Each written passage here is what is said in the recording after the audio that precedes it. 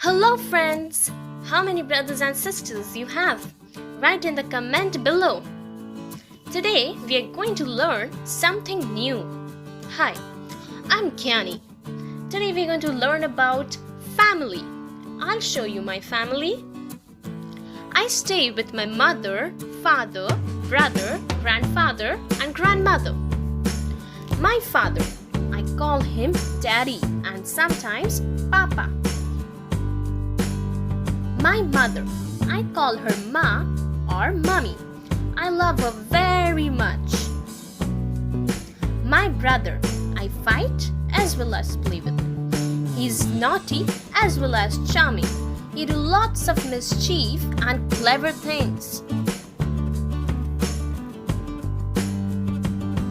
My grandfather, he takes me to school and parks. He read out books to me. My grandmother, she says stories and cook delicious food. My auntie and uncle, they both are very smart and I love them. My cousins, I enjoy their company when they visit us.